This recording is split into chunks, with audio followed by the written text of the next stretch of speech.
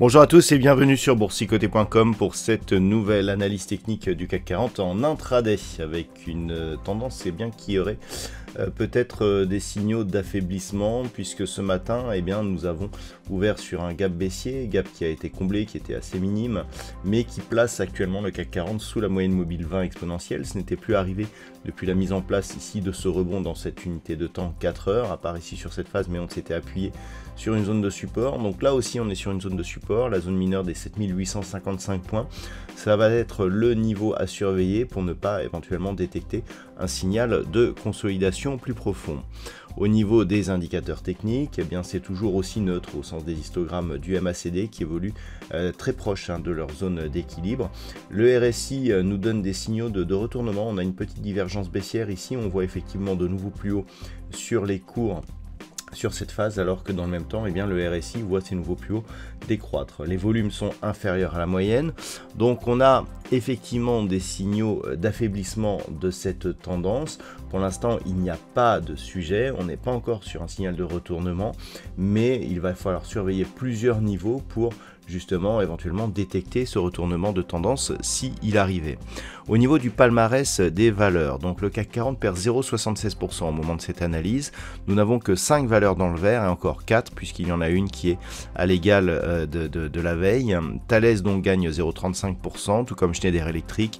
Téléperformance et Essilor-Luxottica plus 0,23. Safran est à l'équilibre.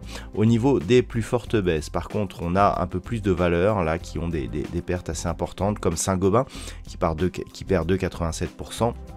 ArcelorMittal de 42, Stellantis moins 2,20, Capgemini moins 2, tout comme L'Oréal. Donc on voit une flopée de valeurs qui ont des pertes entre 2 et 3%. C'est assez mauvais signe. Donc d'un point de vue technique, effectivement, on est actuellement en train de tester la zone des 7855 points.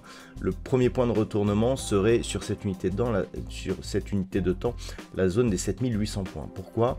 Simplement parce que cette zone ici a déjà été validée comme support depuis son franchissement et que la bande de Bollinger inférieure évolue à peu près sur cette zone. Donc le fait de revenir ici et de casser 7800 points, déjà nous permettrait de tenter un comblement du gap qui s'était ouvert entre le 9 et le 12 mai, et éventuellement de repasser ici dans un flux baissier, puisque sur enfoncement, on casserait les derniers points hauts significatifs de la tendance court terme, et donc on inverserait la loi de dos.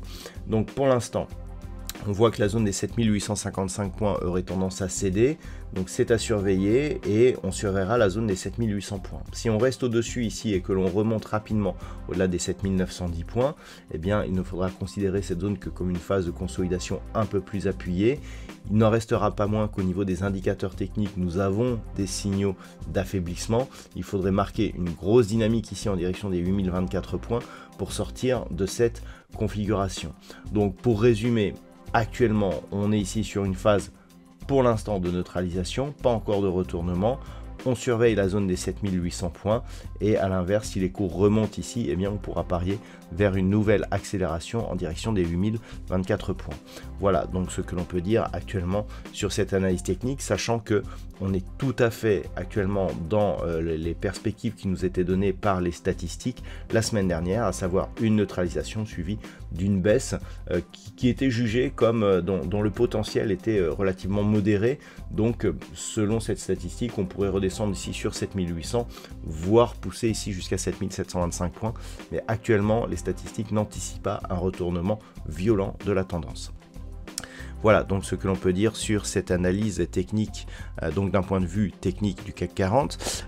Au niveau de la macroéconomie, donc nous avons eu des chiffres ce matin, le PMI manufacturier et des services de la France. Donc le PMI manufacturier s'est révélé légèrement supérieur aux attentes, le PMI aux services légèrement inférieur. Nous avons eu aussi le PMI manufacturier en Allemagne qui est sorti au niveau des attentes, et puis le chiffre IFO qui définit le climat des affaires très légèrement supérieur à ce qui était attendu.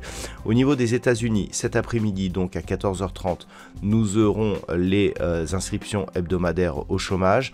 À 15h45, nous aurons le PMI manufacturier ainsi que le PMI au service, et à 16h, nous aurons les chiffres de vente de logements existants. Au niveau des banques centrales, à 13h30, nous aurons la publication d'un compte-rendu de la réunion de la politique monétaire, donc les minutes de la BCE qui seront diffusées à 13h30. On n'attend pas de grandes surprises sur cette diffusion. Et puis, nous aurons diverses interventions en fin de journée et la Fed Balance Sheet qui interviendra à 22h30. Voilà, donc ça pourrait être une séance relativement calme. Attention tout de même aux statistiques. Je vous souhaite de passer une bonne journée. On se retrouve dès ce soir pour toutes les autres analyses techniques du site boursicoté.com.